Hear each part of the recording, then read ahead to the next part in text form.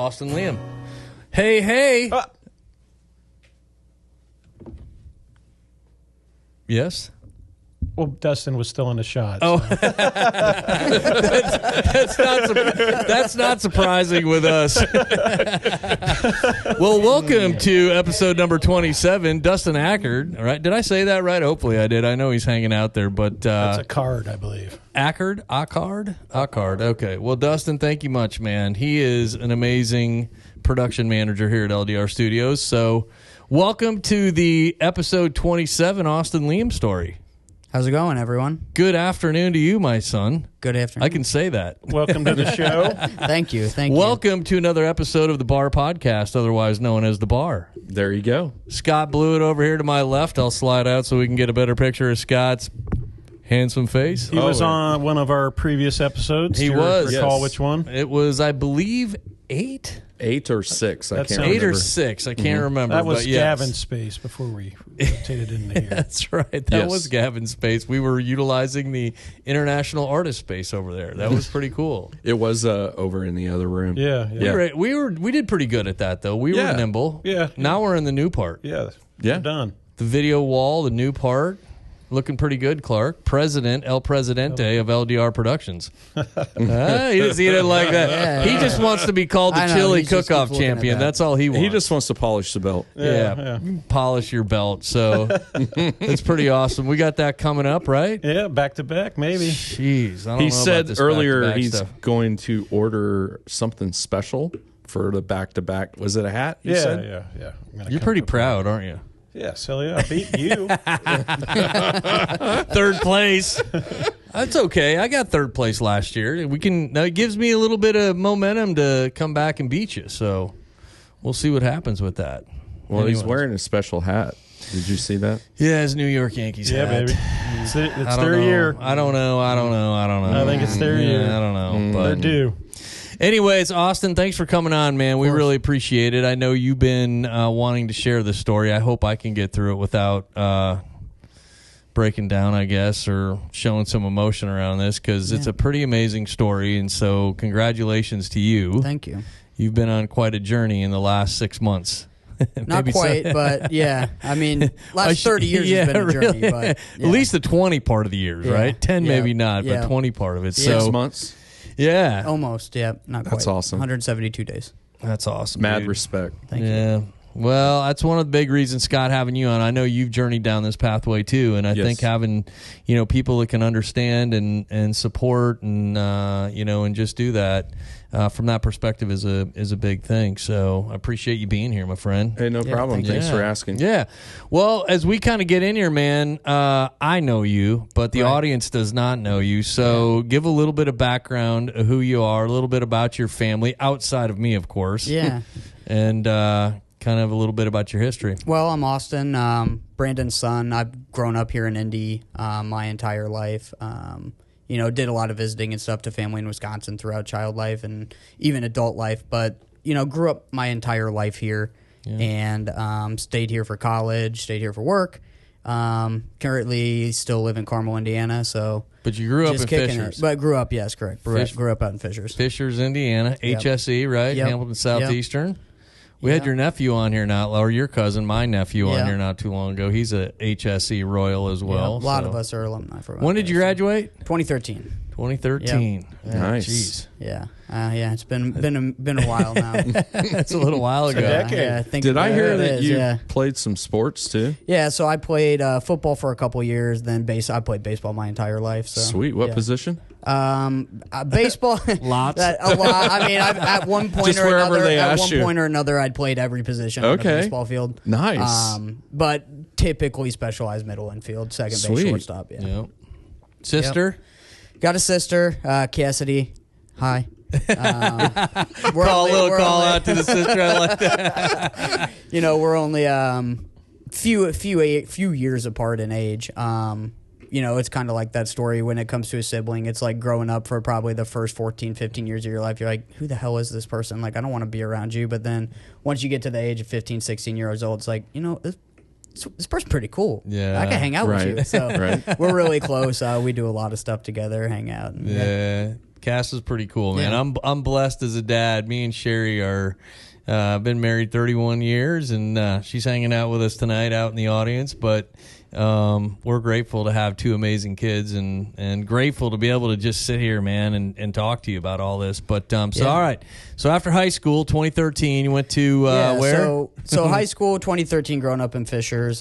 Just I'll kind of get into that a little bit. It was, I'd say, growing up in any of the Hamilton County area, it's a very political, status-based area. Yeah. So there was always, a lot of, you got to do this to be cool. You got to do that. So, I mean, whether it was drinking or drugs, I mean, I grew up around that my entire life. And especially as you got into more of that impressionable age through middle school, high school, it was probably around 14, 15 when I first tried to drink. Yeah. And then it just kind of went on from there. So it was always around me through my high school life too. Do you think it was easier in high school to find that than probably out of high school? Drinking or the drugs? So I mean, through 20, I never really sought drugs out. I mean, Sure. I didn't really dabble. They just happened to be there, right? Right. I didn't really even dabble in smoking weed or anything like that until my senior year in high school. Mm-hmm. And to be honest, though, it wasn't hard to find. There was anyone I could probably ask a couple handful of people that I could find it if I wanted it that bad. Drinking, on the other hand, it was, everyone around you, their parents had liquor cabinets, stuff like that. Everyone knew older people. It was accessible. You could get it. So right. That's the thing I think that I've learned probably the most, through this experience, that Austin's been through, and as transparent he's been with us.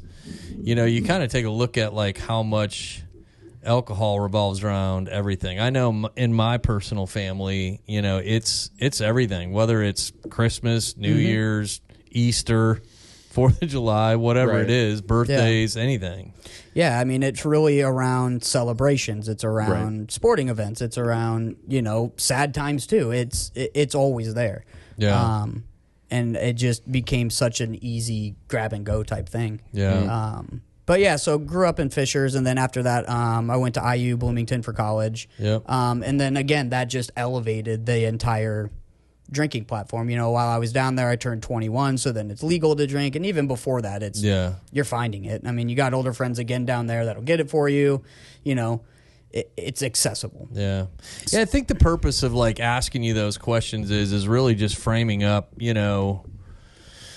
what it was like. You know what I mean? I mean, what it was like growing up, from your, say, 15 years old or whatever, right, until you get to college, turn 21. I mean, you kind of grew up. We talked a little bit about this even earlier.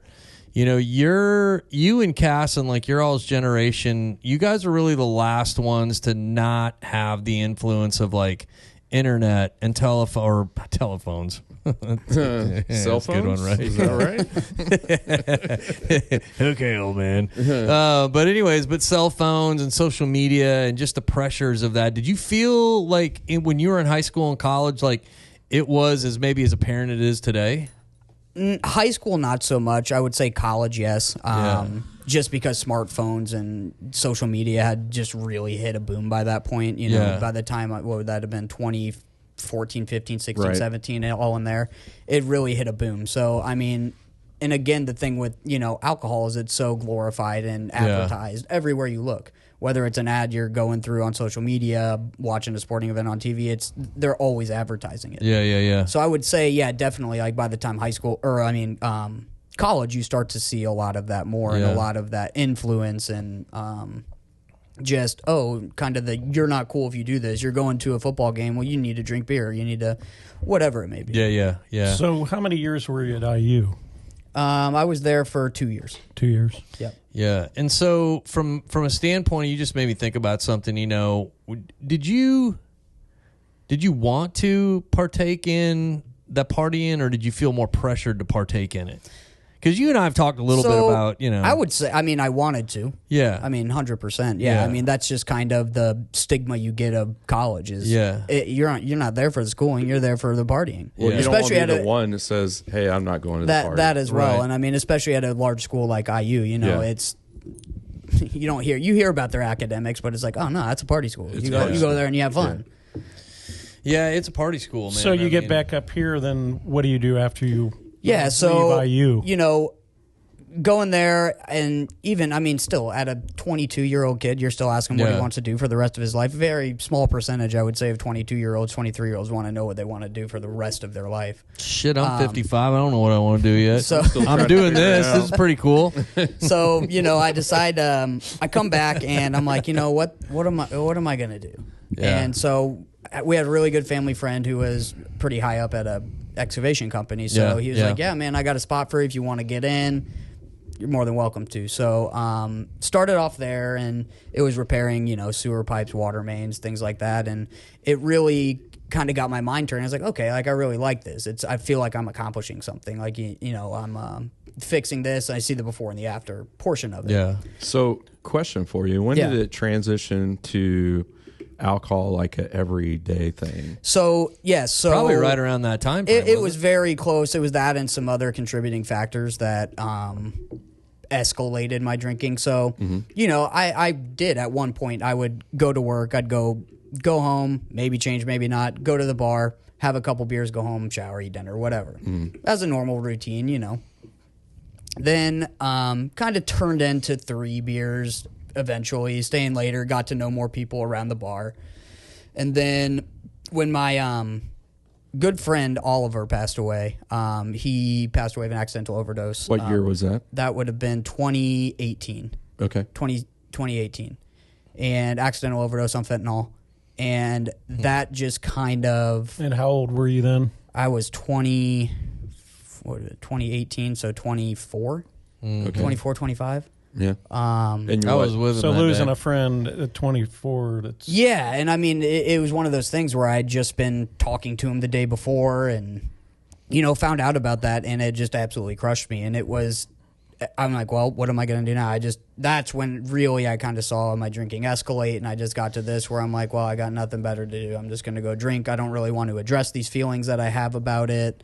Or even address the fact that he's gone or the decisions he made to, so it do drugs that night. It switched from social to an everyday. Right. Then there's this problem that I don't want to deal with. Yep. So then you find yourself, you're doing this on a daily basis. Right. To kind of cover what you were going through. Yeah, I mean, to kind of mask, I mean, everything. And it did just start with, you know, kind of that coping mechanism for dealing with the loss of my friend. But then as the years gone on, it just, you know, I kept drinking more and more and more. And then eventually, you know, I kind of got to the point where you just, once I started, I couldn't stop. You know, I used to joke about it at first. And I would tell people, I'm like, hey, once I turn the switch on, there's no turning it off. Yeah. And I mean, it was true. I mean, I'd get to the point where I was just, you know, belligerently drunk, drive home, make dumb decisions. Yeah. I mean, you know, it's wild because I mean, as we have talked, and we're, you know, man, listen, you know, I've said this to you before, and me and you and Mom, and you know, we're a close family. Like me, you, Mom, Cass. You know, we've always been close. Well, on Facebook, it's very obvious. If you're Facebook friends with the Leums, they're always close. we and I'm grateful for that, man. Like, listen, it's not something that I take for granted at all. You know, and Austin has shared a lot and not a lot too, because a lot of this is private to you. I know it is. And some of this has come out in the last, you know, 6 months even about some of the feelings that you were going through. And, you know, we've always kind of taken things on as a family. We've always kind of taken things on, you know, where we share and listen to one another, you know what I mean? And, but yeah, I mean, so what's interesting is I think from a standpoint of it being you, this, you know, I know you, man, I know you well, you own this. And that's what I've been so humbled to watch, as this has kind of progressed, right? Not only progressed up until, you know, your kind of experience post IU and jobs and things like that, but even probably the last, say, year, I'll put it that way, because we're almost now at your 6 months, but even the 6 months prior to that. So it's interesting, man. I know that in today's world, and it's probably a good question to ask, is, you know, just around what you've experienced with the loss of Oliver, and other friends, I'm sure, that have passed, man, I mean, pressures get heavy, right? I mean, and that's what we're here to do at Building a Refuge, right? You've been great, Austin, because you bring in a younger audience to this, and I think it's fantastic of what you're doing. Not only me as your dad, but as somebody that represents this nonprofit, this organization, and what we try to do about saying it's okay to not be okay. Yep. So do kids your age share feelings and stuff, or is it like the old days? It was spit tobacco on it and kind of get back in the game. Yeah. And I think it's changing. Did you say tobacco? Yeah, you know, it's like spit tobacco on. But it seems like kids today are more open to sharing their feelings, right? Like, yeah, I mean, I would say that we are more open. But really, I can only say that just kind of with the friend group I'm in. Yeah. And more has happened and become more vulnerable with sharing just because of what I've gone through, and so people have felt more comfortable than sharing with me. Yeah. But even before that, I mean, just a lot of my friends, we just always shared stuff with each other. Yeah. I've gone through a lot of, close, devastating things with some of my friends, and we've just always been open to sharing stuff like that. But I mean, I would say as a large majority, Clark, still no. I mean, there's still that stigma behind it that it's like, oh, if you're dealing with something, deal with it on your own. So let me ask you this: let me ask this question: Do you think it's more about you, not you, but say you, but I'll say you, raising your hand to say, hey, I need help, or is it more about, holy shit, what is my family going to think? What's it going to do to my parents' social life? What is it going to do to?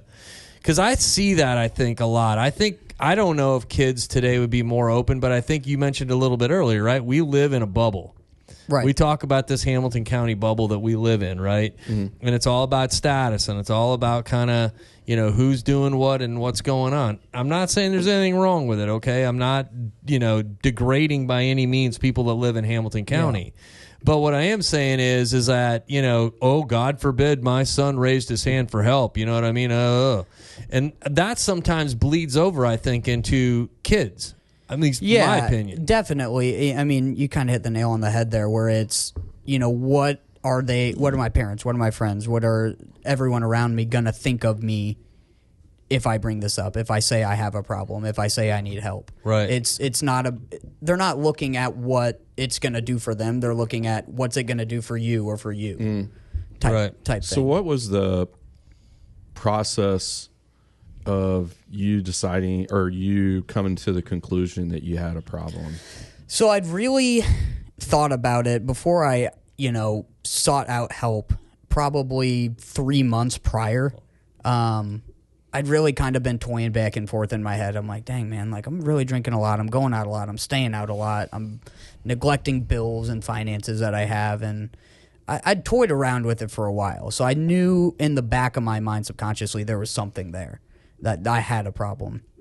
But it really wasn't until I just had one day, I'll remember it for the rest of my life. I'd been out drinking pretty heavy the night before, pretty heavy. Made some stupid decisions that night. Was going to let a friend drive me home. We walked back to my car. I immediately just got in my car and drove home because I didn't want my car somewhere else, would not be at my house in the morning. By the way, was only about 1/8 of a mile. Yeah, not far. Walkability. Okay. Oh, yeah. I could have walked home. He could have made it home in 10 minutes walking. Sure. Yeah. So there was that. Went home, slept the night before, woke up in a blur, look out my window. Holy shit, I drove home again. Well, what else am I going to do at 11 a.m. on a Saturday but go hit the bar again? Right. So I'm already at the bar, 11 o'clock, bellied up, drinking. Leave there. I was actually going over to their house that afternoon for dinner, meeting everyone over there.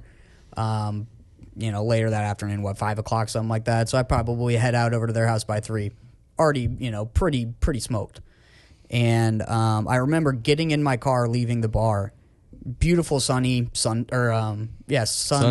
afternoon. And I remember saying out loud in my car, and this is word for word what I said. I said, I'm fucking tired of this shit. I was tired of being drunk all the time. I was tired of feeling like shit, and I was just done with it. So even on the drive over to their house, I had no idea, should I bring it up? Should I say something? What are they going to think of me? All of those same thoughts that we just talked about with, a lot of anyone really, not just people my age. And you're working a full-time job at the time? Working full-time job, more than 40 hours a week. I work in construction, so it's chaos. So, you know, I get over there and I'm sitting on the back patio. I actually brought it up to my mom first, and I'm sitting on the back patio. I'm toying with it, and I remember I just looked at my mom and I said, you know, I think I need some help. I need to go to treatment. I need something, because what I'm doing right now isn't it. Most people probably don't do that. That's great self-awareness. Yeah. That most people have to be told. I had to be told. Yeah. Well, by the law and Sure. my parents, Yeah. but Yeah. most people don't have like that sense of awareness. Like, hey, I got an issue. Yeah, but how far away were you to being in a situation similar to his story? You know, like driving and getting caught, that starts the whole legal, Yeah. you know. Yep. So you got really lucky. Yeah, so then, you know, I just kind of had that realization where I needed something. I needed help. I couldn't keep going down the road that I was on. Cool. So I, you know, talked to my mom and dad about it, and my dad had asked me, he's just like, well, what can I do? And I was just like, well, I mean, there's nothing you can physically do to help me. And so he's like, all right, well, how can I help you? You know, it's kind of a frustrating conversation for us. It was really he's trying to help frustrating. me. I don't know what to say. I'm hysterical about He's the drunk- he was situation. I'm drunk at drunk. the You know, time. I didn't know. Yeah. So I'm trying to do it to not piss him off, and just going back and forth about that. So then I was just like, I just need you to find me a place I can go. Yeah, I need to And get this out was of on here. Sunday. I right? finally Sunday asked night. him. I was like, "What? Like, look. I mean, what do you want me to do? Like, what is it that you want me to do?" Yeah. And there was, you know, I mean, there was probably a little bit of a pause because I remember Probably Austin. He some was just silence. And this was a Sunday. Yeah. Yep. You said about 3:00. Yeah, Yeah, it probably was in the 3, 4 is afternoon, yeah. early mid afternoon. And then how the next week go? Well, hold on a minute. So I told him Hold that, on. and he was just like, I said, "Well, yeah." I said, "What do yeah. you want me to do?" So I told him, I was like, I need to go somewhere. Like, I can't, if I stay in the same environment, even trying to take classes, go to meetings, it's not going to work, because I'm still going to have all of those opportunities to just go out and drink again. So the first thing you needed to do is change hold on. I said, "What does that mean, Austin?" I said, "I don't understand what that means," because I don't. And I do kind of want to slow roll into this because it's important. As a parent, you don't know what that means. As a parent, all I wanted to do was take care of him. And as a parent, all I could think of was, well, shit, what is it? Like, you know, is money going to fix this? What is it going to fix? What's going to fix this? Like, what can I do right now? And that's why I asked him, I was like, what do you want me to do? And your answer was very clear to me. You said, I need you to find me a place to go. Yeah. So, this is, if I get A little bit of a backstory here. So we're going to invite somebody on the show now, a bit of a special guest that is more meaningful to me and the family than I know we've talked, but as he knows. But and I want to share just a hair about this, is that Erik and I had the opportunity to go up to Fort Wayne to Remedy Live, and I'm going to plug them a little bit here. Remedy Live, they are our support when it comes to texting 494949. This is the company, Remedy Live. They will listen to you. You can text them anonymously if you're going through something. They're real. They're no bullshit. They will take care of you. So we went up to thank Clinton and his team for everything that they have done for us to help us with building a refuge, right? And we happened to come across a podcast series that they work with and partner with out of Fort Wayne called Bare Knuckle Recovery. And I happened to meet a gentleman, we happened to meet a gentleman named Tommy Streer and Nate. I'm probably going to hack Nate's name, so I'm just going to say Nate. So anyways, but this was in March. Okay, so this is 2 months in front of this night in April that Austin comes to us. And I get the chance to meet Tommy and the folks from Allendale Treatment, right? These guys are the real deal. They're awesome. They're just real. That's all I can just say. They're just real. If you haven't checked their podcast, And he's here tonight. he might be coming in here in a minute. So Austin didn't know this, but we thought it would be appropriate to have Tommy come on. But if you don't know their podcast, go check it out. It's called Bare Knuckle Recovery. You can find it on all the social media, YouTube, so on and so forth. But go check them out. They're awesome. But it is amazing to me that when he says this to me, I can literally pick my phone up and I call Tommy and I say, hey, man, I can't even believe I'm calling you about this. But my son is in trouble and I need your help. So I'm going to have Tommy come on the show because he drove down here from Fort Wayne to hang out with us for a little bit. So we're going to transition a little bit here because this is where, I say kind of the meat of the story kicks in. But it's really amazing. One of the other things I want to add to this is that, there's a huge faith part to this. And how you doing, buddy? What's going on, man? He didn't know you were going to be here. So I'm glad you're here, brother. But there is a huge faith side of this, and I think one of the things that Tommy, you probably would share, and people have shared with me, is you can't get through this alone. And so when Tommy came into our life, and I had that opportunity to pick my phone up and call you, it's just thanks isn't enough, man. I'm grateful that you called me. I'm grateful that Clinton suggested we get together and talk, and I'm grateful that you felt comfortable enough after meeting me 2 times, I guess, because we met at Brewburger, Brewburger, we met at our office in Carmel. Yep. I'm just grateful that you felt comfortable enough to call me, to allow me to help you place one of the most important people in your life in a solid program. And proud of you, man, because like you said, most people don't make that decision themselves. Like most people don't go to their dad and say, without anything happening before that, other than the stuff that you were struggling with, like when you sat in your car and you're just like, I'm fucking sick of this shit. Yeah. At 29, 30 years old? 30 now, 29 at the time. Yeah. Hadn't turned 30 yet. You were 29. I was in a 90-day program in a hospital, and I don't think I met anybody that said, hey, I told my parents or I told so-and-so I have a problem. Yeah. Majority of the people that were in there with me were like, yeah, my family made me be here. My job, the judge made me be here. The judge told me, the popo, whatever. Yep. They're like, but you stepped up and said you had a problem. Yeah. Yeah, and before it got awful also, don't get me wrong, I'm not trying to downplay what you went through, because the internal struggle is worse than anything external, aside from hurting yourself, obviously. But just the fact that you had the wherewithal to make that decision on your own, I never had that.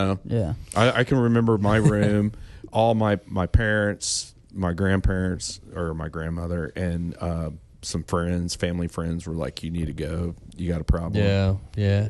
All right, so I want to introduce you, Tommy Streer. Tell folks where you work today and what you do a little bit, and then we're going to circle back to this because it's important for people to know who you are and what Allendale Treatment does, and I want to make sure that we don't miss that because it's a huge part of Austin's journey, and I know I've expressed to you, me and Sherry, it's a huge part of our gratefulness anyways to be here. So a little bit about yourself, man. So I'm the Director of Community Outreach at Allendale Treatment and Fort Wayne Recovery. The services that we offer there, we have an inpatient detox and residential program. We have an inpatient mental health program. And then we have outpatient services as well at Fort Wayne Recovery. So it's like partial hospitalization, intensive outpatient, and then we've got sober living. So we have the full continuum of care when it comes to inpatient addiction and mental health services. Yep. But one of the other things that we do, kind of what introduced us, was back in 2021, one of my coworkers, Nate, and I, we didn't intentionally start a podcast. That was not the goal at all. We made a video one day after we had probably 5 or 6, if not probably more than that, family members. Most of them were moms who had just lost their son or their daughter to a fentanyl overdose or fentanyl poisoning, whatever they chose to call it. And they were telling us, we got this toxicology report. It says fentanyl poisoning. I don't know what that is. Yeah. And again, this was in like 2020, early 2021. Yep. So it was before you could, back then you could turn on the news and not hear about fentanyl. That's right. Nobody was really talking about it. So we would explain to them what it was, where it's coming from. They're manufacturing it in China. They're shipping it over here. It's coming across the border, blah, blah, blah. And the last woman that we met with, her name was Teresa, and she had just recently lost her son, Chris, to a fentanyl overdose. And we explained to her everything that I just said, and she just looked at us, and her mind was blown. She was like, how and why is nobody talking about this? That's right. And we're like, nobody wants to. You know, a lot of people still want to act like this isn't a problem. And she was like, well, you guys should start talking about it. So we set up my iPhone in one of our group rooms at Fort Wayne Recovery, and we just made this video explaining what fentanyl was, where it's coming from, why. You know, it was basically replacing heroin at the time. And that video just kind of blew up, and we had tons of people sending us messages, asking us more questions about it, asking us other questions. So we just started making all these videos, and we already knew Clinton and Remedy. And once Clinton saw how much traction we were gaining from these videos, we had created the YouTube channel at this point. We had created the Facebook page. And so our guy who works for us that does all of our social media stuff, he was putting all that content out there. And then Clinton was like, why don't you guys come record this in a real studio? So that's what we started doing. So that's awesome. So basically, bare knuckle recovery is just all about raising awareness. And then one of the other things that we realized after we already started making these videos was a lot of the people that we're trying to reach to get them connected with services or get them the help that they need. You know, my team of the community outreach members at Allendale Treatment, they're going out in the community every day. They're meeting with doctors, hospitals, nurses, other treatment centers, therapists, like you name it. Anybody that might come in contact with somebody, law enforcement, first responders, anybody that might come in contact with somebody that's struggling with alcohol use, drug addiction, mental illness, we want to get in front of them so that when they come across that person that is asking for help or that needs it, whether they're asking for it or not, we can get them connected with services.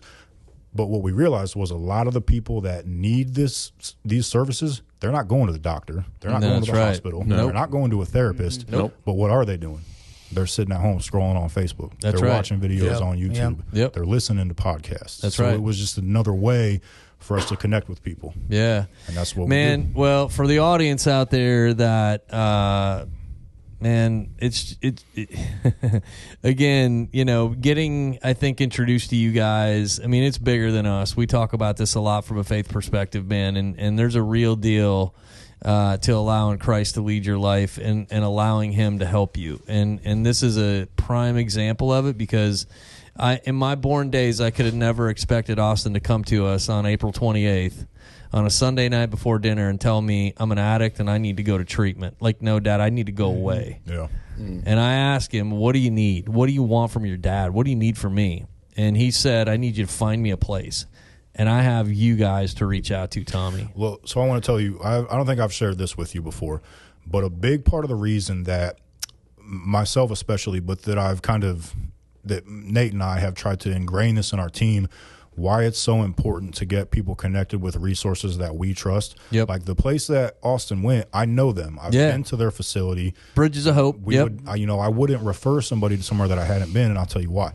When I was, I think, 20 years old, I was still living with my mom and dad at the time. I was in the middle of heroin addiction. I was an IV heroin user for the last 3 years at that point. And before that, it was pills, and before that, it was coke and weed, you name it. But heroin is what really brought me to my knees. So I'm 20 years old. I looked terrible, looked like hell, couldn't hold down a job, kept getting arrested. And I was living with my mom and dad at the time. They knew something was going on, but they didn't really know exactly what it was, because I had never told them, because I was not about to go be like, Dad, I'm a heroin addict, man, I need help. But I'm walking through my kitchen, through my mom and dad's kitchen one day, and it's like 11 o'clock at night. My dad's, he'd been in bed for 3 hours, but he's down there getting a glass of water. And I'm walking through the kitchen, and he stops me, and he said, dude, you look like shit. What the fuck is going on? Right. And I hope I can say that on here. Yeah, you can say it, man. We're free. And I was, even at that point, I had tried to stop on my own a million times. I knew I wanted to stop, but I couldn't. And I had thrown my, deleted contacts out of my phone, tried to lock myself in my room, and I just could not stop. And so I told him that I was addicted to prescription painkillers. I was not ready to even admit to him. Heroin. I wasn't ready to tell him the truth about that I was using heroin. So he said, do you want help? Or he said, do you want to stop? And I said, yes. So I've tried to stop on my own a million times, I can't. And he was like, okay. This was also on a Sunday night, ironically. He said, by Wednesday, we're gonna find somewhere for you to go. So He goes to his HR guy at work. Yep. And we work with a lot of companies now and try to do trainings with their HR. That's right. Yeah. It's a benefit, man. It's huge. Yeah. Yep. So he goes to his HR guy, and this is it's not his fault at all. My dad didn't know what to do. Yeah. His HR guy didn't know what to do. So he gets on Google, he types in addiction treatment center. Yeah. So this was back in 2014, and in 2014, now there's this thing called Legit Script on Google. And so to advertise as a treatment center on Google, you have to be licensed by the state of Indiana or whatever state you're in. Okay. You have to meet all these qualifications. You have to fill out this 400-page survey thing, basically. And then after you do that, then you can advertise on Google. 2014, that was not a thing. Right. So he gets on, my dad's HR guy gets on Google. He finds this place in Goshen, Indiana that says it's a treatment center, and it looks really good. The pictures look great. So they take me there on Tuesday. And we show up to this house. It's just this basically mansion farmhouse out in the middle of nowhere in Goshen. Okay. Looks super nice. We meet the lady that runs the place. I meet some of the other guys that are there. There's 8 other guys there, and it seems legit. Right. So my parents drop me off. They write a check because they didn't take health insurance at the time. So they write a check, and they leave. Again, you don't know what you don't know. No, man. I can tell you this from a parent perspective. That was the scariest day of my life. 100%. And this place seemed like it was legit. So they leave. Within 30 minutes of me being there, I'm like, these motherfuckers are all getting high. What? And they let me have my cell phone. So 2 days later, I have somebody bring me a bag of heroin and I overdose in the basement. Oh, my God. While my mom and dad are there on Father's Day, my dad's the one that breaks down the door. I didn't mean to make this whole thing about me, but no, I'm just Tom, no, man, no. Why we're so passionate about what we do is because of our life experience.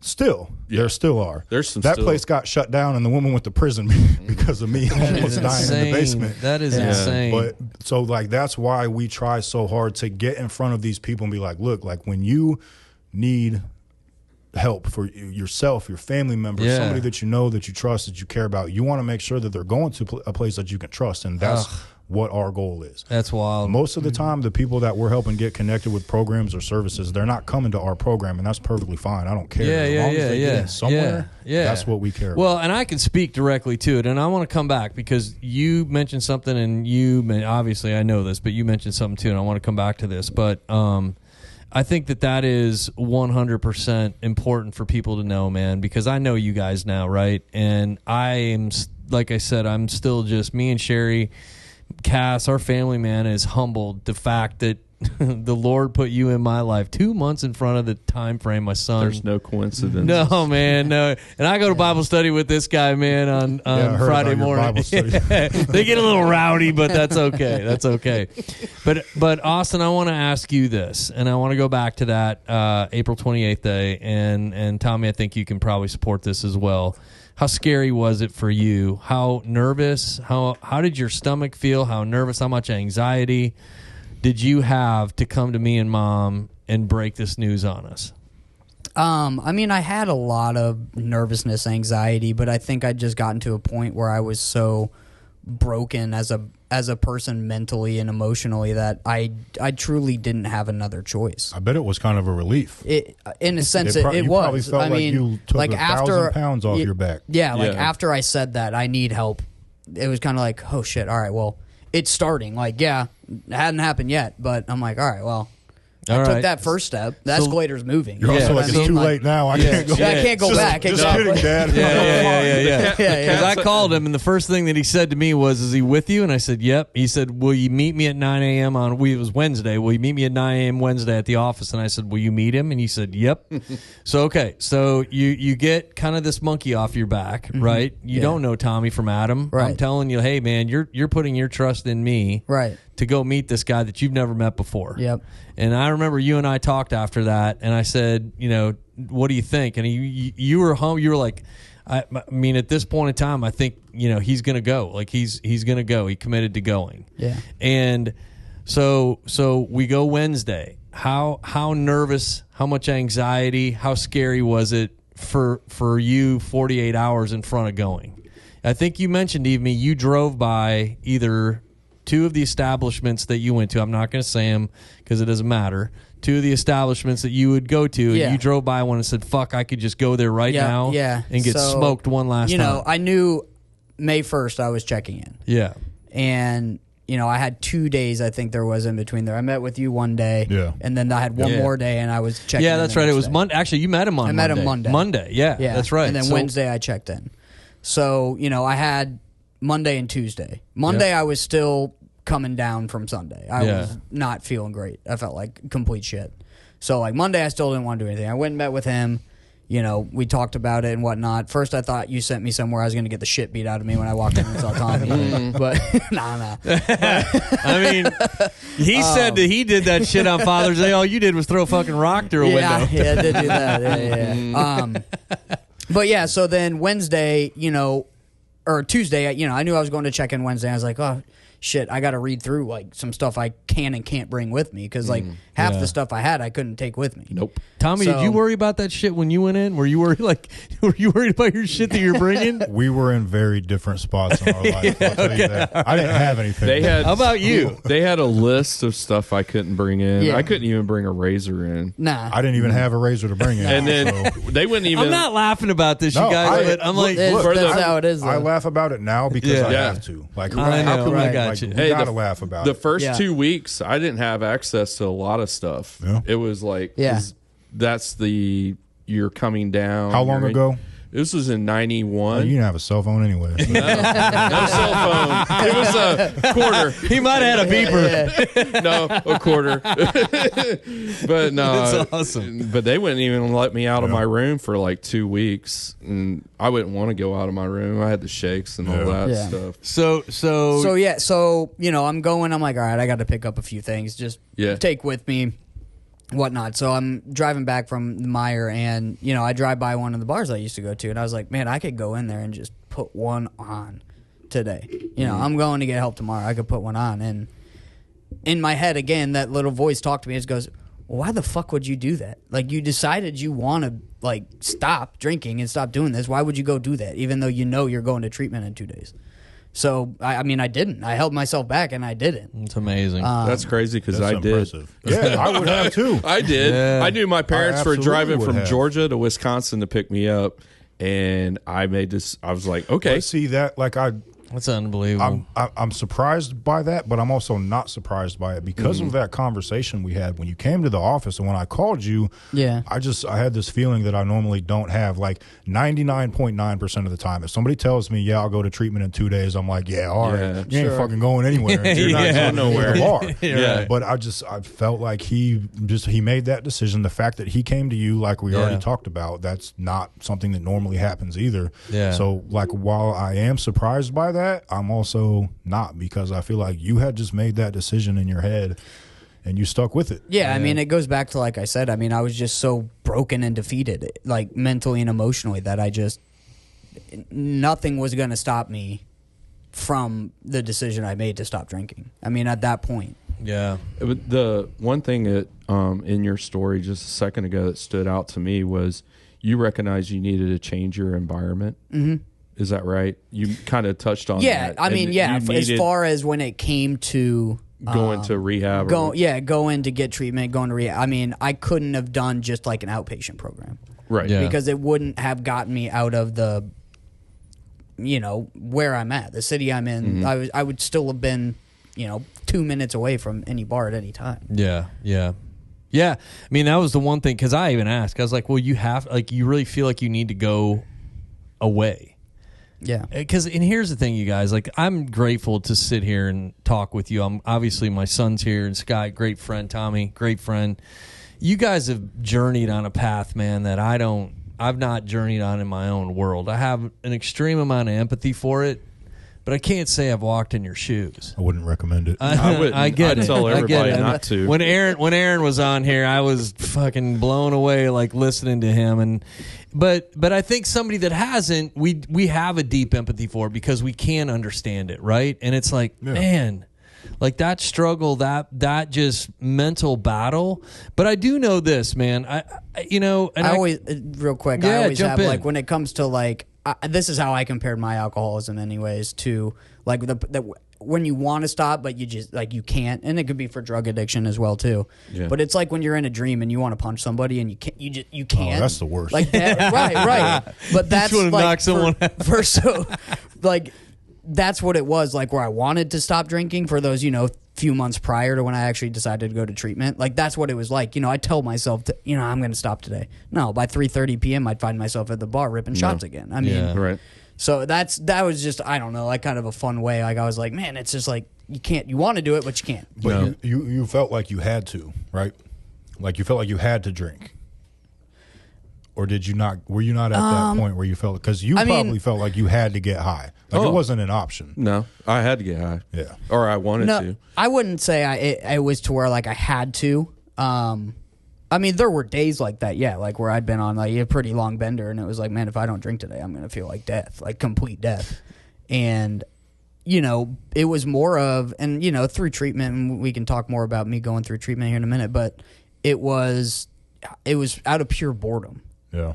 I mean, it was, my work day's done. I have nothing else to do. I had nothing else. I mean, there was plenty of things I could have filled my time with and done. Yeah. But I had just gotten accustomed to, oh no, like, I'm bored now, I'm going to the bar. So is that a from an addiction perspective, is that a different, so I don't want to say level, because that's not the right way to put it, but is that a different... So the way that I know exactly what you mean. The way that we look at it is basically like the same way that you look at type 1 and type 2 diabetes. Okay. Like, some people are born with that genetic predisposition. The first time I got high, that was it. It literally took over my life. 13 years old, I wouldn't go eat dinner at my grandma's house if I could not get high first. Yep. And it just... no shit. got more and more out of control from me. Yeah. But then there's other people who, after, just beating the crap out of your dopamine receptors over time and abusing alcohol over time, your tolerance raises up. You have to drink or use more and more and more to get that same. Yeah. Like, eventually you will develop a physical, if nothing else, you will develop a physical addiction to it where your body feels like it has to have it.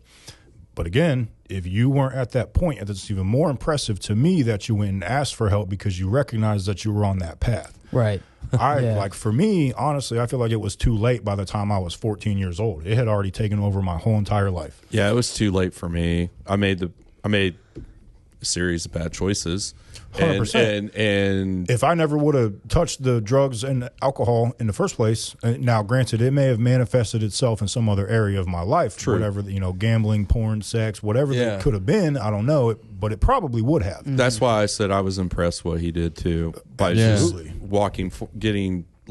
just coming forward saying, hey, I have a problem, I need help. Because most people that I've come across, even myself, I would never have done that. Yeah, I mean, because I wouldn't want the ramifications of my parents or any of my family members. You recognize that you were on that path, and had you not, you absolutely would have continued down it. Right, it would have gotten worse. And that's when I do share. People do, obviously now ask me about it, and why'd you stop this and that, and I go, exactly what I tell them, Tommy, is that's like, sure, I hadn't got to the point where I was living in a cardboard box under a bridge or some shit like that, but I saw where the road I was on, where it was going. You saw where it could go. Correct. Yes. Yeah, it's amazing. It's unbelievable. All right, so I want to transition a little bit from you mentioned this a minute ago, kind of just talking about, because I can tell you, and probably a whole podcast on itself, what it did to Mom and I when we had to walk away, because it brought up some. Man, dude, and Sherry's in here, and she'll tell you, man, it brought up some crazy feelings for me as a dad, and even shit that had been harboring in me since I was a young kid, and we'll just leave it at that. But this is about you, and I want to know, for the audience, I want the audience to hear kind of what that experience was like, even those first few days. You don't have to go into a lot of detail, but I want to hear kind of like that experience from like, what it was like those first few days, and then as you started to, transition out of this mindset. So, walking through the doors, it's all medical stuff they do for basically your whole first day. Yeah. You're going in there, they're taking your blood pressure, you're doing a bunch of intake stuff. Peeing in a cup. Yep. I know the nurse, when she came out, she had you blow into the breathalyzer. She was like, you haven't been drinking. And I was like, I was shocked by that, because she was what's also wild, though, too, is, and Tommy can probably attest to it, a lot of places won't admit you if you don't that's what she told us, because the lady told me when you went in, she's like, we wouldn't have let him in here if he had alcohol on him. Yeah. Well, no, it's opposite. Typically. Yeah. Like I would have had to have been drunk. Yeah, a lot of them. Okay, I got you. Most of the times, they'd rather you. So we don't have to do that because we have a couple different levels of care that we offer. Yeah, so like you can come to Allendale and be sober for a month, and if you're wanting help with like mental health and you used to have a substance use problem, we can still admit you into our inpatient program. Okay, but a lot of places can't because the main reason is if you don't meet criteria for an inpatient detox program, your insurance company's not going to pay for it because they're going to look at that assessment and look like, he hasn't drank in a month. He doesn't need to be there, so we're not going to pay for it. Even if the person wants to be there. That's a whole podcast, too, on itself. An insurance company. Tommy, we're not even going to get into that. But yeah, so, I walk through the doors, and the whole first day is, basically that. You're in paper scrubs for the second half of the day until they wash all your clothes, so... first day was just kind of that, hanging out, just figuring the place out, really. Yeah. Really, they told me I didn't have to attend because you go to classes throughout the day. Yeah. And I mean, whether that be on, neuroscience or whatever the class may be on, anger management, there's a ton of them. Yeah. And so, they were like, well, really you're in a detox phase for the first, I think it was 3 days they had me at. And they're like, but you can go to classes if you want to. So I mean, by the second day, I was going to all the classes and everything like that. So I'd say like really though, the first 4 days of it, I was sitting in there and just you hear all of these other stories of people in there and like what they've gone through and essentially what I hadn't gone through. And I'm sitting there and I'm kind of being quiet, just sitting to myself, and I was like, "Fuck, do I actually really have a problem?" I did like crazy. I heard it, and I'm like, "Holy shit!" Listen to some of this stuff, and then, I kind of, I was like, "Fuck, I don't know if I need to be here." So that was kind of the first few days of it. But then, really listening to it more, it's like, well, no, I have the same issues as these people, just in my own way. Yeah. So it, the first 2 weeks of it, really, I mean, they drag by. It's, waking up, going to classes, eating breakfast. Yeah. But then, I did anyways in my experience there. By, the end of the second week, halfway through the second week, I really started to kind of really buy into all of it and really take everything in and really listen on whatever class it may have been. Okay, like, how can this help me? And then in turn helping me, like, how can... when I share my story and become better, like how can that help somebody else? Yeah. So I really started to, I use the term buy in on it because you have to buy in on this stuff if you really want it to click and to stay sober.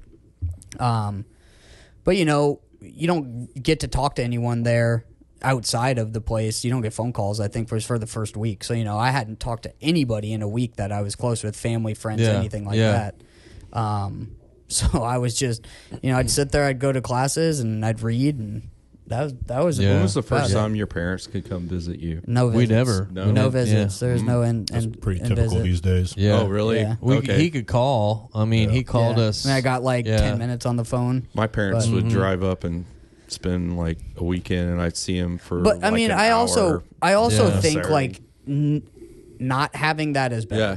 You know what I mean? You do get that connection through a phone call, and you catch them up. Oh, yeah, this is what I've been going through. This is how I'm feeling. And you get, I think 10 to 15 minutes is enough to express that. Going through. I would agree with that. I mean, as a parent.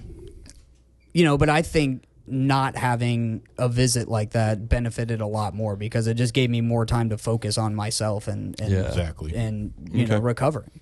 Yeah. Yeah. But I mean, Bridges was great. I mean, the staff there was awesome. Everything was great. I met a lot of cool people in there. Still talk to a few of them. We had Aaron on. We had Aaron on. He's a good dude, man. And if you haven't checked his podcast out, he's podcast number 23. Check it out. Definitely check it out. He'll love that. But yeah, no, I mean, it was. I tell people when they ask me about it, I will continue and always tell them. I mean, it was the best decision I've ever made in my entire life. What's been the hardest part post coming out? Like, well, what's been the hardest part post 30 days? So, like, right after I got out. Okay. Is that what you're saying? Yeah, like post 30 days. Because, I mean, you're in a controlled environment for 30 days, right? Right. It's like, okay, now the doors are back open. I'm back in the real world again. The first 30 days, after treatment, I would say the hardest thing was finding a routine to get on that won't get me back into drinking. Yeah. And I'd be lying now if I said I haven't been to bars and stuff like that, because, you know, I do have that. And I also have, I'd say, the mental strength where it's like, man, if I feel like I want to drink, I can just fucking leave. So, in which, you know, I have been in situations like that where I'm just like, I'm not feeling this. Not that it was I felt like I wanted to drink or I had to drink. It was just like, nah. I can tell you something about this kid, man. When if he gets in, and I know that about him. He's always been. Whether it's, you know, even Gavin was saying this to us earlier. I think, like, when he makes a decision on something, he's like, "Fucking, I'm out. I don't care." Like, he'll just be out. He'll like pull a chute and go. You know, I would say that was my first, 30 days outside of treatment. The hardest thing was just getting into a routine. You know, just back into a routine of daily life as a whole, not being in treatment, because everything was controlled for you there. They told you what time to eat. They told you what time to go to bed. You told you what time to wake up and take your medicine in the morning. It was all a schedule. Yeah. So it was kind of just finding that right balance coming out, because no, I'm not going to be laying in my bed at, well, I shouldn't say that because I do lay in my bed at 8 o'clock most nights. But, Tommy's doing yard work. No kidding. It's just, but there's certain mornings like I'm not getting up at 7 o'clock. Yeah, I'm not doing it. It's a Saturday. I'm not getting up at 7 o'clock. I don't have to. Yeah. So that was the biggest thing, and I actually was just talking with somebody yesterday actually about it. It was really the first 60 days outside of treatment before I really started to see some of the people I used to hang back out with. I don't hang out with everyone I used to hang out with when I was That was going to be one of my questions. Yeah, so I don't, there are, I'll say a handful of people that I still hang out with because they're very supportive of me. Mm-hmm. If they ever saw me pick up a drink, they'd knock it out of my hand and probably knock me out at the same time. Mm-hmm. Yeah. But I, waited about 60 days, maybe, give or take, plus or minus on there, before I kind of integrated back into social settings like that. I think it really helped too, because like right after, about 3 weeks after I got out, we went on a week-long vacation too. Yeah. So that really kind of helped branching back, and then I took, I had a nice little vacation there to kind of get out of things and clear my mind even some more, and just reflect on things I'd gone through in treatment and then what was coming ahead. Yeah. So I'd say really, that's what I tell everybody. The first 60 days outside was really my toughest anyways at this point. Do you feel better? Oh yeah, 100%. I don't wake up. I'm not hungover every morning. Yeah. What's that like? I mean, I'm kind of asking that question, right, for a reason. What is it like? What feels different? Just in general speaking. And Tom, I want you to. So and I think a lot of Tommy, you might be able to attest to it. You too, Scott. There's I think a point in treatment where everyone, and for me it was about 2.5 weeks in, where I looked outside one day and I was like, holy shit, these trees look green as hell. Like I just started to notice a lot. The sun? Yeah. I just started to notice a lot more things, clarity as a whole. Right. Yeah. Just around me. Yeah. And feeling better. Yeah. Mentally I feel better. Physically I feel better. Emotionally I feel better. It's just, it's amazing when you have something that you are using as a crutch or just relying on for so much of your life. When you kind of remove it, man, you get, it's like the saying, you've probably heard it. I know you've definitely heard it. It's give up everything for one thing or give up one thing for everything. Yep. And it's true. I was giving up everything else in my life just to be at the bar and drinking every night. But once I gave that up, it's just how you see things come back into your life is insane. Yeah. What do you see, or where do you think you'll take this from here? Like, what do you think you'll use this experience? You're doing it now. I'm only, I'm still early in this, man. I'm not quite to 6 months yet, Obviously want to continue down this road, continue to stay sober. And then, like I've told other people too, whether it be this podcast or I'm just talking with somebody out in public and somebody hears my story on the decision to do this, that, you can make the decision on your own to do this. You don't have to have a judge tell you. You don't have to have your parents, friends, force you into doing it. Like, if you know and think you have a problem, there's help out there and you can do it. Yeah. So, just even if, you say about the podcast as well, one person takes something from this, that's all I care about. Yeah. Yeah, it's one of the big reasons we do it, man. And, we try to hit things head on, much like what you guys do with Bare Knuckle, man. That's the only way I feel like, you can be real, right? We've always said at Building a Refuge, we just want to meet guys where they're at, whether that's we meet them in a bar, we meet them wherever, we meet them here, we meet them, we just want to be real about it, I mean, I think the authenticity of it is the most important piece of it. So with what we deal with, with mental illness, with suicide, with addiction, we don't have time to beat around the bush. No. Right. No. There's not time. There's no you time. Can't. You got to go. No. Yep. No. Yeah, and we just, man, I mean, it's why we try to build this. And I know, the stories are really what I think hit home. And, for people that listen to this, tell people about it because it is real. And Austin mentioned this a little bit earlier, which I think is kind of, head on. The stigma is real still, man.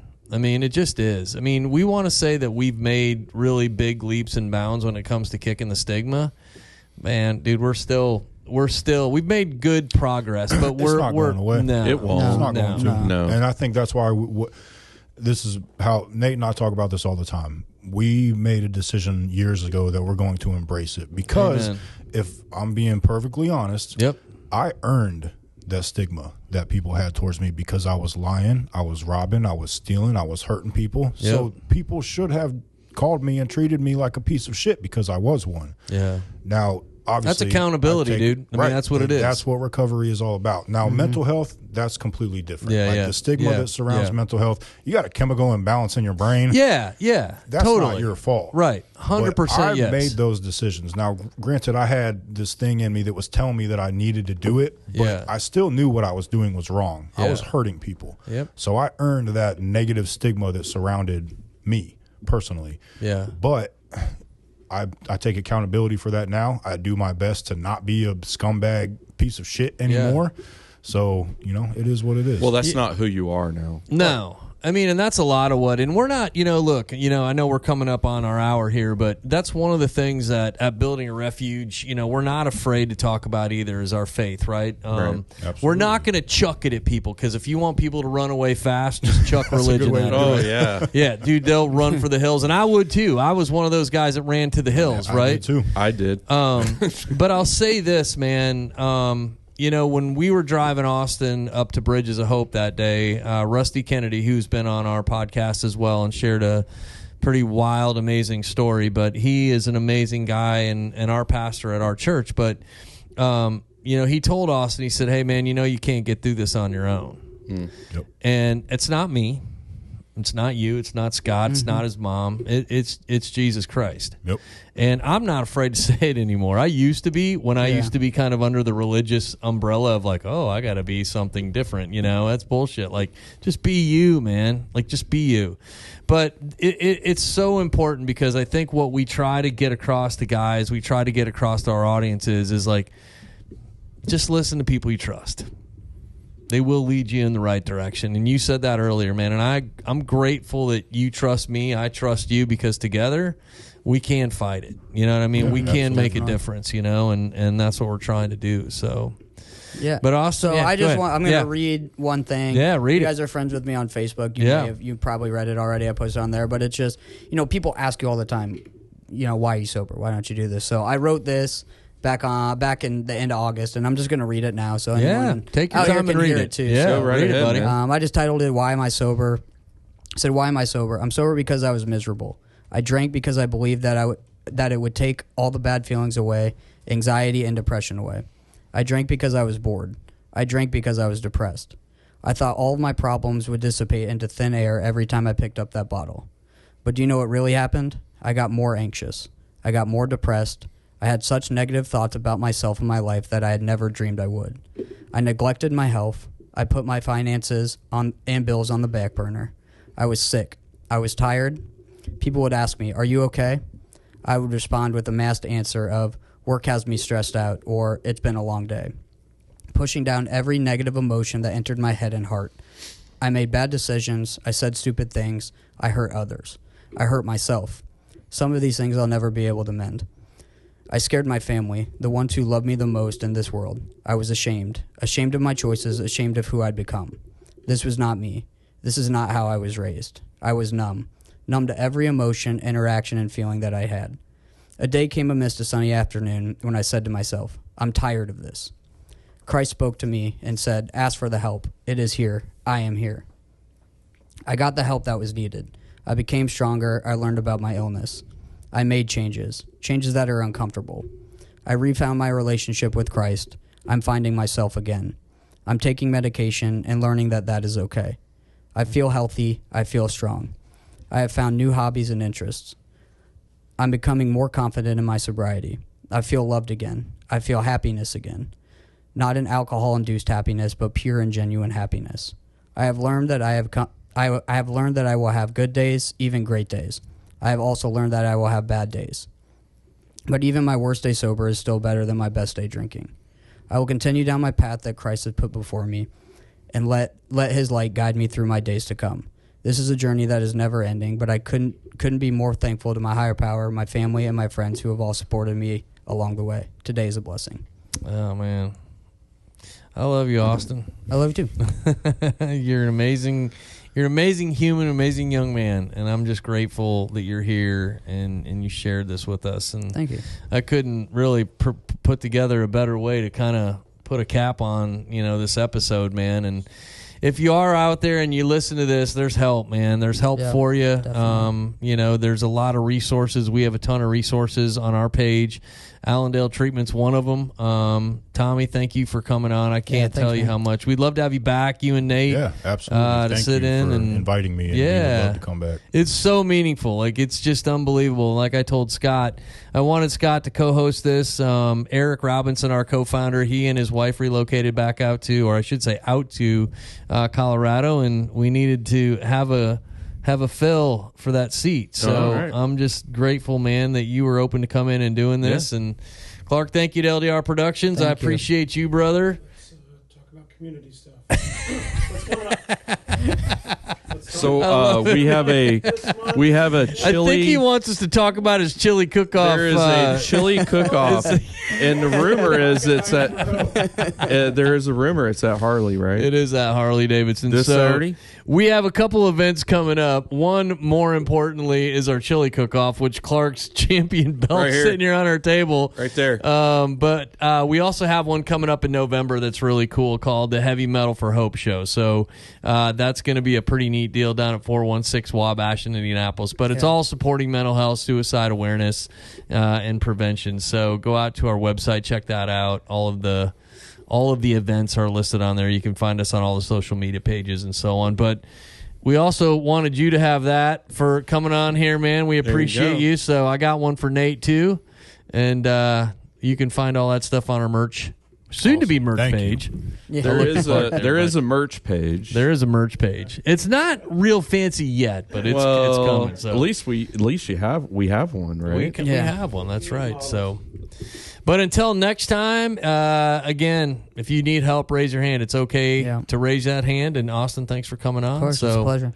We'll see you next time on the Bar Podcast. Sounds good. Right. Thanks, guys. Peace. Lonely night, spiraling, no one that I can call. Parents gone again, I'm so alone, my toes are on the ledge. It's a Friday night, football game, check my Twitter feed, they're making fun again. Can't show my face, and I can't take the pain. God, I need a refuge, someone I can talk to. When it seems all hope is gone, so build me a refuge, somewhere I can run to.